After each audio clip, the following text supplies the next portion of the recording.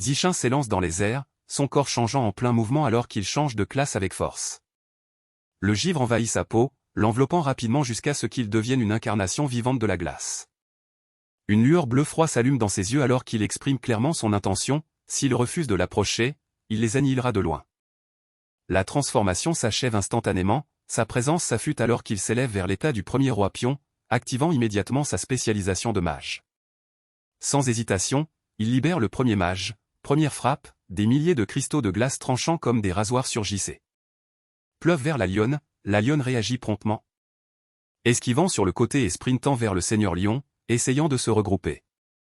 Mais Zichin reste calme, analysant déjà le champ de bataille, il reconnaît leur classe, mortelle au corps à corps, mais il est massivement dominant à distance, cette réalisation devient son avantage.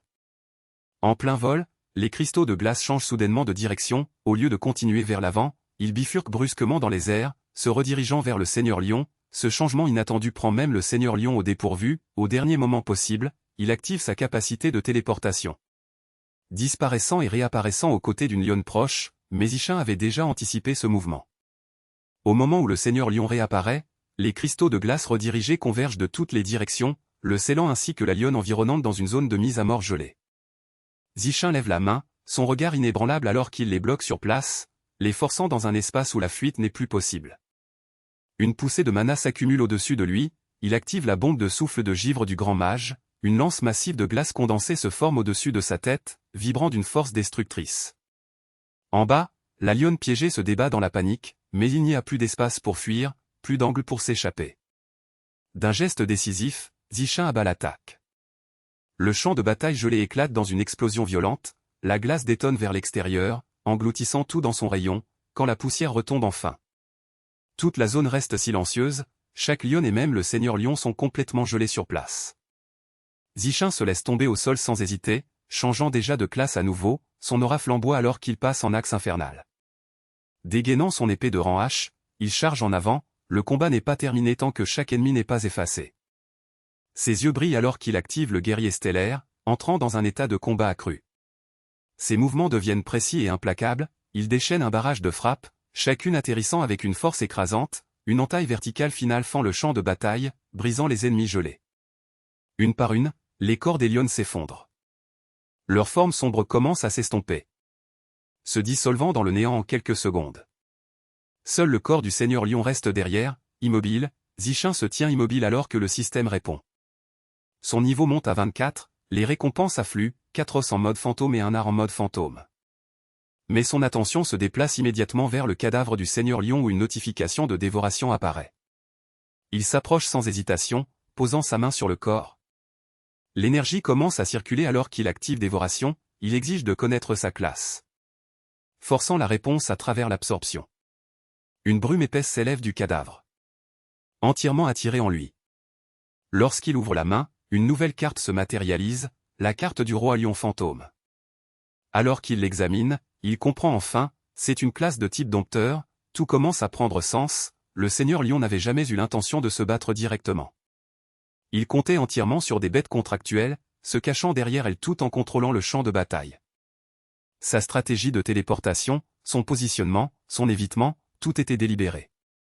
Zichin étudie davantage la carte, se concentrant sur la capacité de contrat de bêtes forcées, le mécanisme est puissant, mais il repose lourdement sur la dominance et l'intimidation. Pour contrôler de telles bêtes, une force écrasante est requise, il absorbe le savoir, considérant déjà comment l'utiliser. Puis soudain, l'environnement change, le champ de bataille froid se dissout. Remplacé par un désert sans fin, Zichin regarde autour de lui, comprenant immédiatement, c'est la forme réelle du premier étage de la lance morte.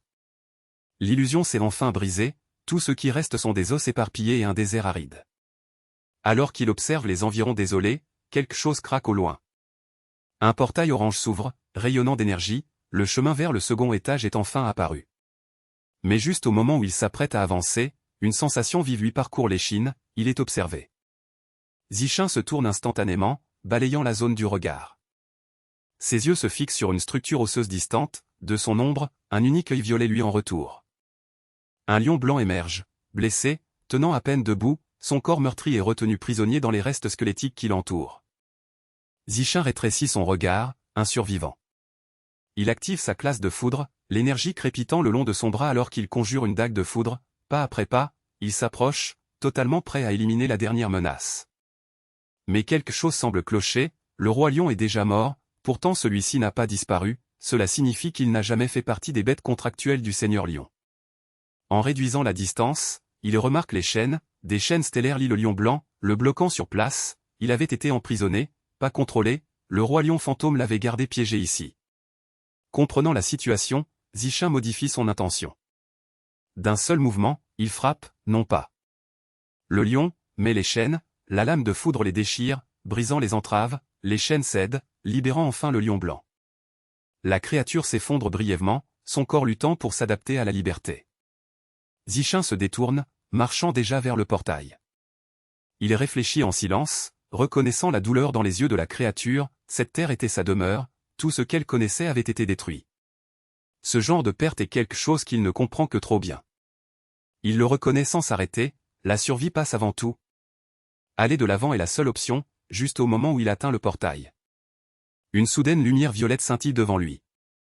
Une notification système apparaît, une demande de contrat de bête a été initiée, le taux de réussite affiche 100%, quand la bête elle-même initie le contrat, l'acceptation est garantie. Zichin s'arrête et se retourne, derrière lui.